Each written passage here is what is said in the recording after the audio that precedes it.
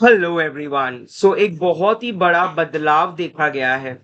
काफी सवाल उठे हैं कि क्या फार्मेसी काउंसिल ऑफ इंडिया अब हट जाएगा?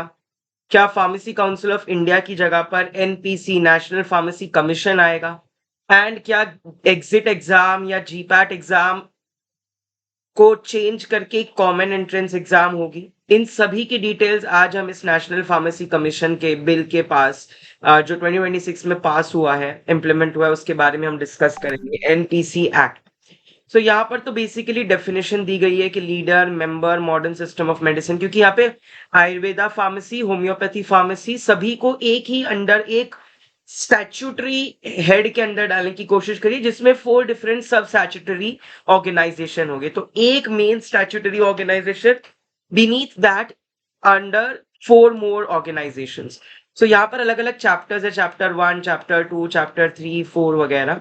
तो हर एक चैप्टर में आपको डिटेल्स दी गई है, जो जो pharmacy, central government pharmacist, state pharmacist के बारे में, रोल्स, रिस्पॉन्सिबिलिटीज, जो नेशनल एग्जिट टेस्ट होगी, एक कॉमन फाइनल ईयर टेस्ट होगी, जो कि फार्मा में डिप्लोमा के बाद भी होगी, बैचलर्स के बाद भी होगी। इन दोनों के बाद आपको देनी होगी, तो ही आप रजिस्टर करवा पाएंगे। और ये जो कमीशन है, ये नेशनल एग्जिट टेस्ट, ये कमीशन बेसिकली अगर आप बात करें, आपका खर्चा बढ़ने वाला है। बिल्कुल, ये एग्जिट टेस्ट है, एंट्री टेस्ट है, तो उसमें अगेन आपको पैसा भर के एनरोल करना पड़ेगा।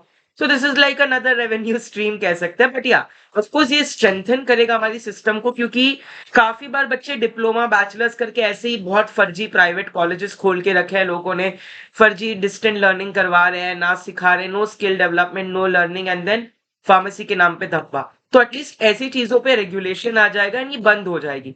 So it has both good and bad thing. Like आपका खर्चा बढ़ जाएगा, that's bad thing. Good thing कि थोड़े से स्ट्रिंजेंट रेगुलेशंस एंड प्रोटोकॉल्स आएंगे, जिससे एक स्टैंडर्डाइज्ड एसओपी के तहत प्रॉपर फ्लो एंड कैस्केड होगा।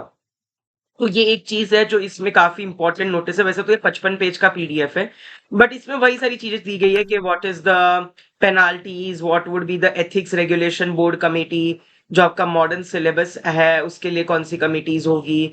तो basically pharmacy council of India अब तक ये सारा सिलेबस वगैरह डिसाइड करता था, जो भी चीजें हैं रेगुलेशंस। अभी यहाँ पे एक मेन ऑर्गेनाइजेशन है, एनपीसी नेशनल फार्मेसी कमीशन, उसके तहत स्टैट्यूटरी ऑर्गेनाइजेशन, सब ऑर्गेनाइजेशंस हो गए। एंड यहाँ पे आपको ये सारी डिटेल्स मेंशन करी गई है इस पूरे पीडीएफ में।